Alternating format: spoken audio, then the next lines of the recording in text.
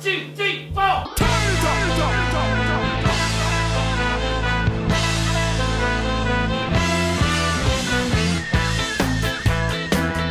Hello and welcome to the NESN Soccer Podcast. I'm Mark along with Marcus, and Marcus is laughing at me because I've lost my voice, and my voice just cracked as the show is beginning. It could crack again.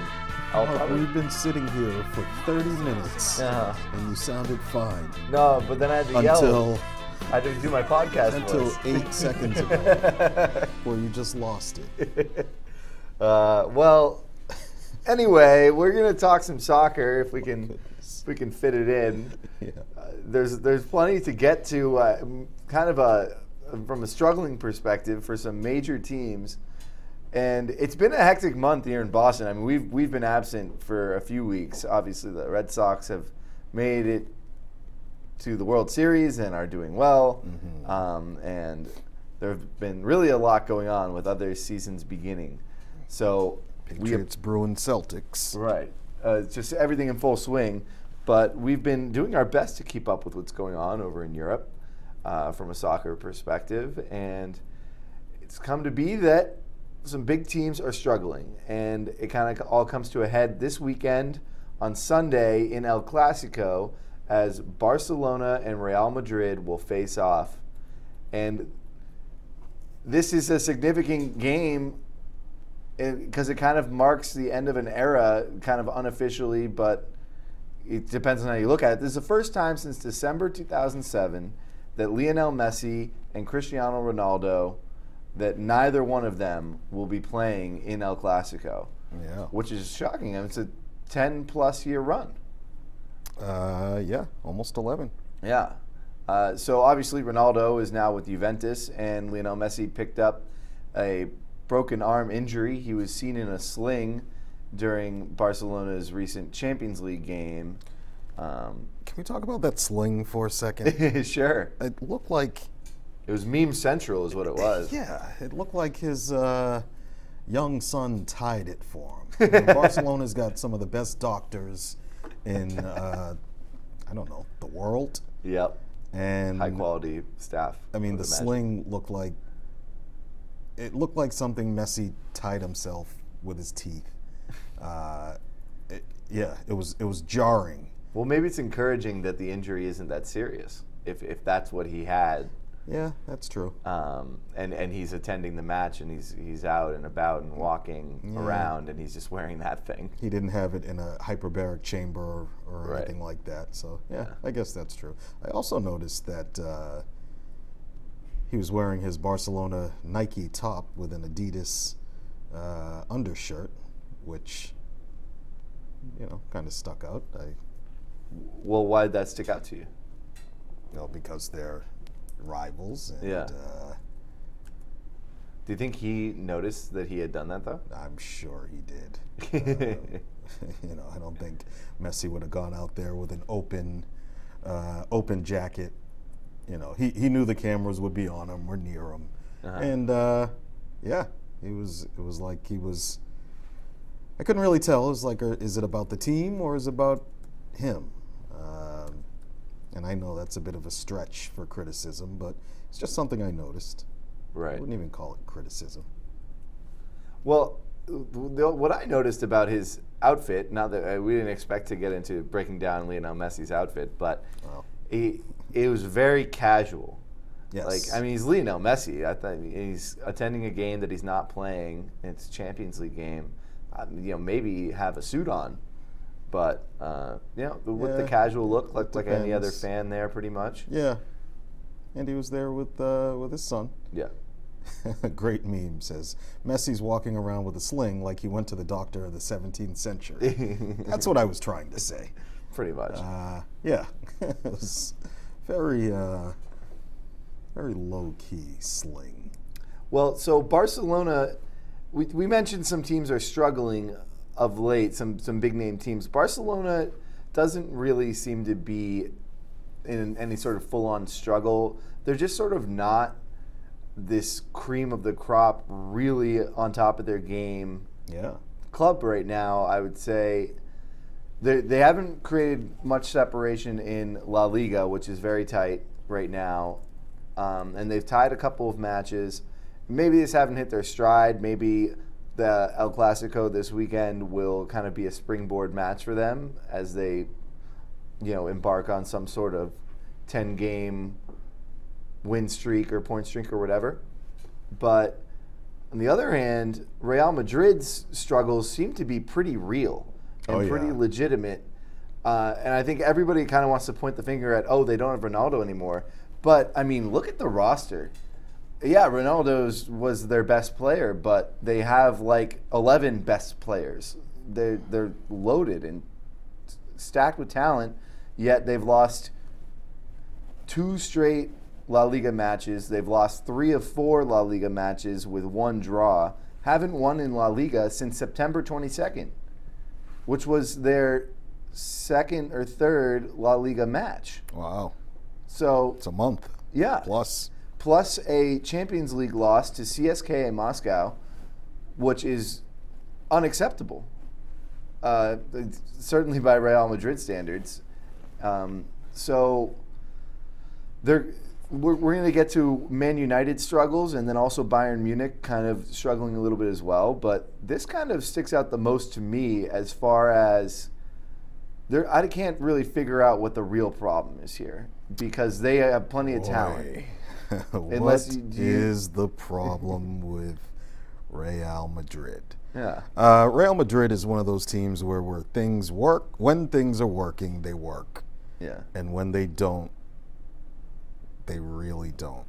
And I know that sounds simple and obvious, but Real Madrid is 9 games into this. All goes back to the end of last season. Yeah. When they won the Champions League, and 5 days later, Zinedine Zidane left. Now Zidane left over, maybe it was transfers, maybe it was power at the club, but when he walked, that was probably the first week of June, or right around June 1. Yeah. Real Madrid then poached Spain's coach, Julen Lopetegui, and we beat that subject to death during the World Cup, but this has all kind of been building since then, is that he came, I don't think he was, anybody's real first choice, or when I say anybody, I mean Real Madrid's president, Florentino Perez. He was just somebody that they kind of had to get because Zidane shocked the world by leaving. But, they couldn't go out and get somebody like an Antonio Conte, who is now linked with the job, or Jose Mourinho, or somebody maybe of a higher stature in the club game. I'm sitting here, I can't remember where Lopetegui coached before Spain, before the national team. It wasn't one of the big clubs in Spain or Europe. So, he wasn't an established brand name manager, and I'm just going to assume that this job is too big for him. 14 points after 9 games. That's not good enough. Real Madrid's in 7th. So 7th in La Liga. It's a long-winded way of saying it. What is going wrong at Real Madrid? Everything. But I have a feeling that unless Real Madrid beats Barcelona by 3 goals in El Clasico, which ain't going to happen, Lopetegui will be fired. You think he'll get fired after El Clasico? Yeah. Wow, that would be a short stint. Yeah, but this stuff happens at Real Madrid and big clubs. When things aren't working, they make changes. Right. And I don't think Lopetegui arrived with any sort of mandate or long-term plan. He was just there because it was Real Madrid came calling. Because Real Madrid came calling. I can't knock him for taking the job, but he was just a guy that Real Madrid happened to want because they couldn't get other people in a hurry. Yeah. I mean, looking at their just total season schedule, their most impressive win is probably their 3-0 win over Roma in the Champions League. Yeah. And over a struggling Roma. Right. Especially at that time, Roma was struggling. They've kind of rightened their ship. So it might end up looking like an even more impressive win than it actually was later in the year. Mm-hmm. I mean, I don't really see an impressive win, if I'm being honest. I mean, it's disappointing because I guess over the course of the summer, with Luka Modric winning the Golden Boot at the World Cup, and Marco Asensio, and you got Gareth Bale, who played so well in the Champions League final, and you still have Marcelo and Toni Kroos and Karim Benzema. Is like everybody's going to be sort of the center of attention, it seemed like, as opposed to Ronaldo having this all. Yeah. I guess I kind of saw it as an opportunity for all of these megastars to actually get their due, and they're kind of blowing it. Well, those megastars are all, a year older. Mm-hmm. I mean, some of them are, they're just old. Real Madrid needed to refresh that squad probably 2 seasons ago, where they start, moving players in and maybe shipping some big names to the side. Now, they didn't do that because they were still winning. And, when you're winning, you kind of give these guys another chance. But in recent years, guys like, I don't know, Pepe, James Rodriguez, Alvaro Morata, and of course Ronaldo. I mean, guys, a lot of their depth is gone, and what you're seeing is now, the leftovers. You have these big name stars, guys like Sergio Ramos, age 32, Marcelo is 30, Toni Kroos is 28. Okay, Luka Modric, 33. Gareth Bale's 29. Karim Benzema, 30. All these guys are at 30 or nearing 30, and heading toward that wrong side of 30. And yeah, it happens. This is sports. And what they don't have are those 23-year-old megastars that, or the 21-year-old megastars. Well, I really thought Marco Asensio was going to kind of really break out. And he's really, I mean, he's a great player, but maybe I thought he was going to be even better. Yeah, and he's been disappointing this season. And it could still happen, I mean, we're still early. It's still October. Yeah. But it's a bad start. But a guy like he was supposed to step in and fill that void. Yeah, I mean, things are a lot harder when Cristiano Ronaldo's not there scoring 40 goals. Right. Everybody was supposed to step up and get their due. Yeah. There was a better chance of that happening 2 years ago than now. Yeah. Meanwhile, Juventus and Ronaldo are flying high. They're 3-0, three games, 3 wins in Champions League. Are they undefeated in Serie A? They have 1 draw and 8 wins. Wow. And beginning to. And that has to be their best ever start, or one of them. I mean, Juventus has had some pretty strong starts in recent years. Yeah. It doesn't make the Serie A standings look any different than past years, but Juventus really looks ready for a Champions League, to challenge for the Champions League title. Sure. So, as we talk about this struggling Real Madrid team, and we also we mentioned briefly that Barcelona has looked good, not great, and now Messi has picked up this injury, and so we have this first El Clasico without Messi and Ronaldo in a decade. Yeah.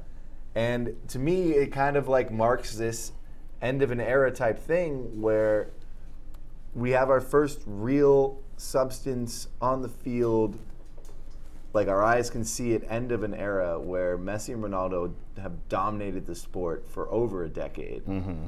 And dominated this game as well. Dominated this game. Messi is the highest scorer in El Clasico with 26. Ronaldo, I think, has scored in 12 consecutive, or had scored in his last 12. I might have read that wrong. I just read it not too long ago. But, he had this ridiculous streak going that, take these 2 guys out, and then I ask you, Are you going to watch the game? I don't know. Maybe. I think I will.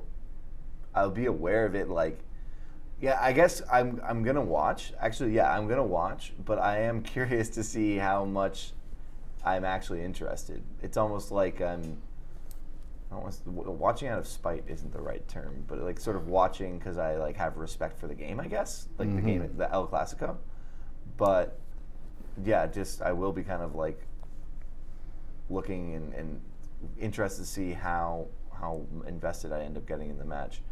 But like, I mean, the point I was getting towards though is that there are a lot of really good young players, and then sort of other stars, I guess, emerging that are kind of like, they aren't going to be as good as Messi and Ronaldo, and maybe a couple people can get close, but they're kind of filling the shoes of that stardom as Messi and Ronaldo. Take the two best, sorry to cut you off, take the two best players out of the game. Is the game still a can't miss affair? No. Not with how the teams are playing right now. Okay. Like, they aren't, for a long time, it wasn't just because Messi and Ronaldo were playing, although it was that was definitely a gigantic part. Just Barcelona and Real Madrid were, you know, the two best teams in the world, or two of the top four best teams in the world. Right, because they had the two best players. Right. So, And I guess right this is now another way of asking, is this about El Clasico?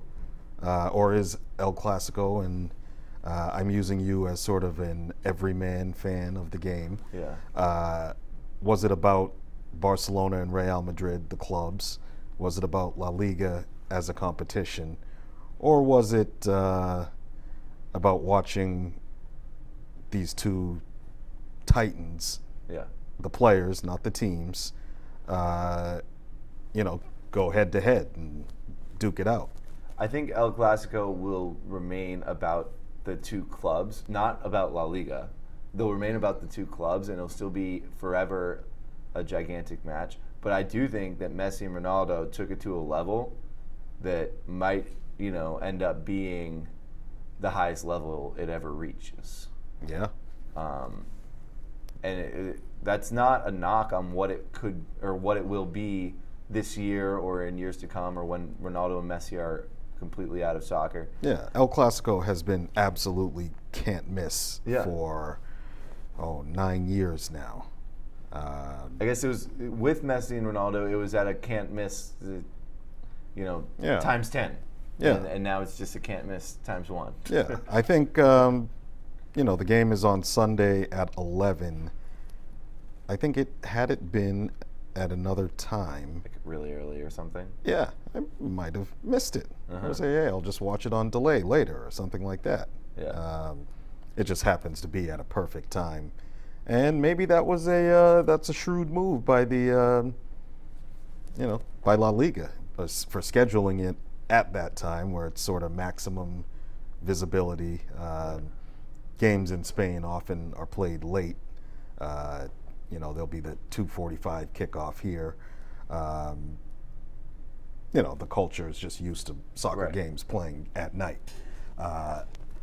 Yeah, but this is going to be, you know, fairly early in the day, mid-afternoon in Spain. So, yeah, good for them, knowing that it's the first instance where interest might be down. Yeah. They are, you know, moving it at a time. They're doing what they can to reduce the blow of not having Ronaldo and now Messi. Yeah. Okay, well, let's not get hung up on our two favorite soccer stars that we just can't seem to stop talking about. Yeah. A lot going on at Manchester United. I think most people that would be listening to this would have seen Jose Mourinho's hot temper as he blew up at, was it a Chelsea just That was one of their like, assistant coaches. assistant coach? Yeah. So the assistant coach runs by. Well, what I read was that he had run by.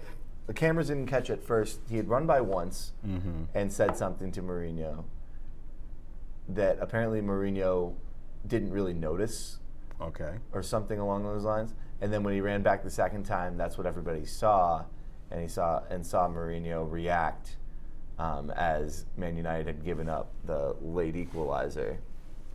But that's not really what is wrong. Like I don't even think that is. That was just cool. It was fun. It was that exciting. moment was that was a classic Mourinho move, because Chelsea scored, I think, in the 93rd minute or something like that. It was, in stoppage time. Man United almost goes to Stamford Bridge and gets a win, and they collapsed. Long story short, they conceded a late goal. They had 3 points, had to settle for one. And so what Mourinho does, and he's done this time and time again, usually in the post-game press conference, but I saw the slow motion replay of his explosion on the bench, and it was almost cold and calculated, because when he first saw the guy running by, it wasn't an instant reaction. It was almost like he sat and he thought about it, and he sat there for about 3 to 5 seconds, and then erupts. Yeah. It wasn't. It's a classic deflection tactic where Mourinho does something to dominate the storyline, and the storyline, the headlines are no longer what's wrong with Man United. They just dropped 2 points when they should have had, they should have had 3. Now they have to settle for 1. Yeah. So it's sort of in a way of protecting his players by, acting like a jackass. Well, before we get into my sort of theory about Paul Pogba and Mourinho, just saying the losses out loud that Man United has gone through. They have lost to Leicester City at home, Brighton away, Tottenham at home. That is probably their best loss. And then they also lost to West Ham.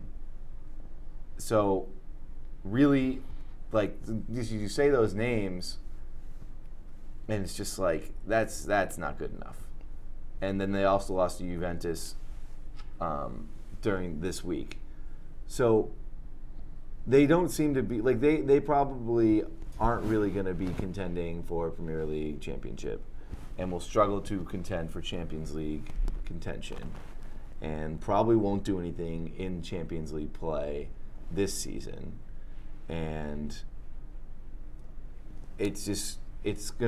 nothing is going to get better right now, because Mourinho and Paul Pogba are, they don't agree on anything. They're at odds for whatever reason.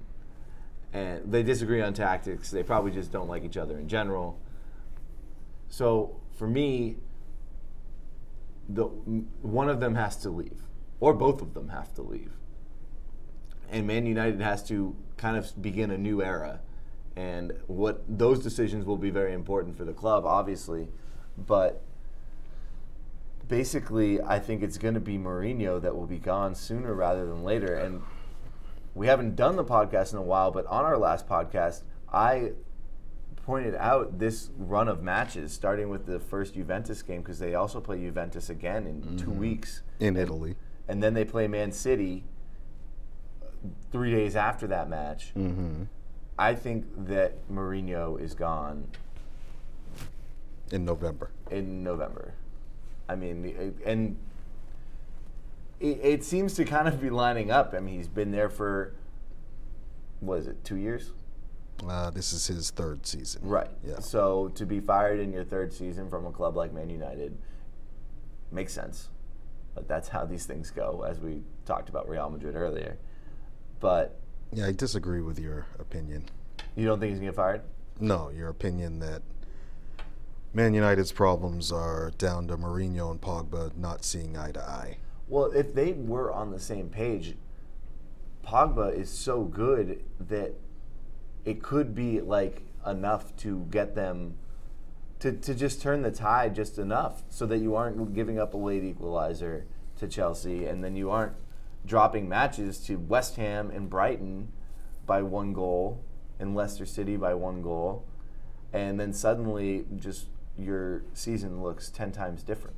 Mourinho and Pogba, their differences are indicative of a larger problem at Man United, which is taking place way above Mourinho's level, and it's at the boardroom level, where Ed Woodward, the executive vice chairman of Man United, is there doesn't seem to be any coherent plan or strategy behind what he's doing.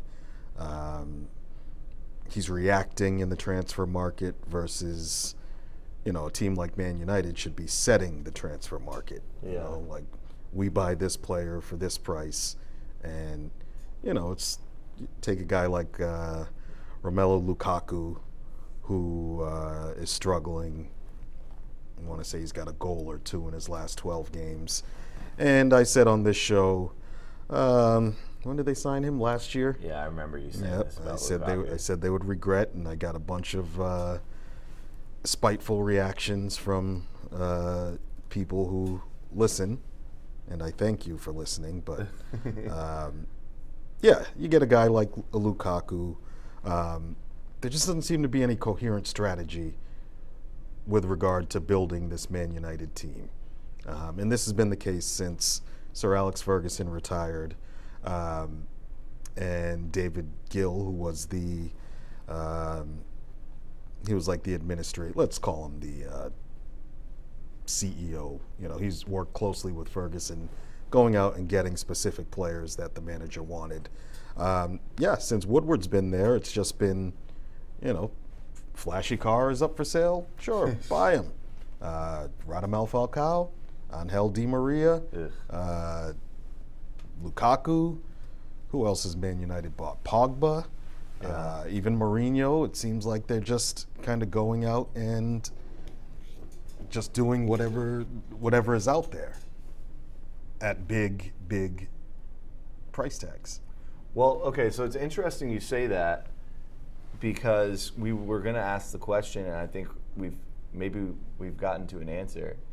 We were going to also bring up Bayern Munich sitting in fourth in Bundesliga, and we look and we see, suddenly Bayern Munich, Man United, Real Madrid, all really in serious struggles, really having serious issues domestically. Yeah. And it is transferring over to the European play, but to the point where they really aren't even worried about their European play, because they have to worry about qualifying for European play next year. Yeah, so why is it all? Still have faith that that it's going to work out for all of them. But so why do they all seem to be struggling? And the point that you just made kind of rung a bell for me, that these clubs, not that they don't have the right people in place or something like that, but with the amount of money that flies around in European soccer, and the amount of pressure there is to not just perform well, but to be on top of signing the best player, it's almost like teams are just forced into making decisions without the proper amount of information that they need, or that they aren't confident in, and that maybe even 10 years ago they would pump the brakes and say, yeah, maybe we don't need this player. Maybe we have this different direction. Maybe this coach, we don't need this coach just because he's this big name. We need this. And it's just not making really good soccer decisions. Yeah. Based on the pressure of being a gigantic club. Of winning now. Yeah. And that you can't have an off month, let alone an off year, let alone 3 seasons in the wilderness. Bayern Munich is a different case because I still think they are run quite well. Or maybe I'm actually giving them too much credit, because they kind of behave like Real Madrid and Barcelona and Man United, in that they don't do it Europe-wide, but they dominate their home market. If there's a player in Germany Bayern Munich wants, Bayern Munich gets. If there's a coach in Germany Bayern Munich wants, Bayern Munich gets. Having that status, I think, breeds a bit of complacency within the club. And I'm talking about boardroom level, managerial level, where you are not doing, I don't want to get into business speak, but you're not innovating. You're not doing the things in terms of scouting and coaching and things like that necessarily to get better. You're not improving at rates that other teams are necessarily improving because you're on top. Right. And maybe you lose that bit of hunger. And if that happens at boardroom level, or in the case of Man United, where somebody in the boardroom doesn't necessarily know what they're doing, and Man United reportedly is looking for a director of football because, you know, after 5 years of Ed Woodward, they're acknowledging that this businessman is probably not the best person to run the biggest football club in England. He doesn't know what he's doing. Yeah, I mean, he can set budgets and things like that, but you know, when it comes to going out and getting players and working with agents, and yeah, he still seems to be in over his head, and this has been the case for years now. Yeah. And a guy like Mourinho and Pogba, you know, they're suffering for that, but you know, they should have known what they were doing when they signed up for it. Right. Well, yeah, I think it's a shame because competitions like the Champions League are better if these clubs are at their best. Yeah. And even though maybe some fans might like get tired of seeing the same teams in the semifinals or whatever, it's good to have them be there. Yeah, you don't want to see CSKA Moscow in the Champions League semifinal. You don't want to no see disrespect to that team, but it's good to have them in a position of power, and then they're there to be knocked off by somebody else. Yeah. And that's what is exciting. And if you have, you know, Roma defeating CSKA Moscow in a knockout round, there's not much exciting about that, and that did happen last year. But you did also have Roma defeating Barcelona in the quarterfinals of the Champions League last year, and Barcelona was looking very good heading into that quarterfinal matchup. Sure. So, and that's what made for probably the most exciting two legs of soccer between two teams in that competition last season. And that only happens because you have Lionel Messi and the Barcelona attack firing and good and, you know, ready to be knocked off or ready to win in glorious fashion. And if you don't have the big name teams, it just kind of takes away from the excitement. Sure. And it's bad for all the leagues as well. I mean, if we're looking at La Liga and you see Real Madrid in 7th and Manchester United in 10th in the Premier League, it just kind of waters it down. And not what you want to see. But they'll correct themselves because they will, because they always do. Well, they do it before it's too late. Yeah. I mean, will this be a lost season for Real Madrid, Manchester United, Bayern Munich? And when I say lost season, I mean finishing outside Champions League, outside of the top 2 of their domestic league. Oh, I think. And outside of the Champions League semifinal. I think Man United has no chance of finishing in the Premier League top 2 or reaching the semifinal of the Champions League. Real Madrid has enough, like, really overwhelming talent where if they figure it out, they can do it. I don't think Manchester United has that. I think it's kind of like what you were saying about some of the players that they have signed. You know, it doesn't matter how much their contract is worth. Yeah. They really aren't that good. They're not that. Go. The Real Madrid players are that good, but they just haven't performed to their potential. Right. And I still think they'll straighten it out. But Man United's, I think, in the biggest trouble of them all. Bayern Munich is not doing too bad because the Bundesliga is weaker. And Bayern Munich still also has great talent. But that'll be like, it seems like it'll be a tight race with Dortmund because Dortmund is really playing well. Our boy Christian Pulisic is kind of, he's, you know, a top 2 player on their team now. So, how's he my boy? Well, he's mine. Okay. He's American. Yeah. But yeah, so we'll see how it plays out. I think the biggest, if you want to watch Demise in the coming month, watch Manchester United and watch their matches and watch Mourinho, study the players' faces, see their reactions when they're missing just barely on net, and how brutal it, like each one will get more and more pressure, more and more brutal, even though they're only playing, you know, a smaller Premier League side. And then when those Juventus and Man City matches come around, it's going to be for everything. And they're going to be must watch. That'll be must watch. If you follow the drama, that'll be must watch stuff. El Clasico, not necessarily must watch. Well, maybe not this week, as we said, but it will be again. I mean, and I don't think there's as much drama around Real Madrid or around El Clasico this week in particular. There might be. And well, yeah, I mean, you think that But- there might be a firing, but I feel like I'm not so sure about that. We'll see. Listeners can't see that I just rolled my eyes royally at what Mark just said. Yeah, he's going to be gone this time next week. And you can kiss the ring on our next show. Sounds good. All right, well, I think we've rambled about bad big teams long enough.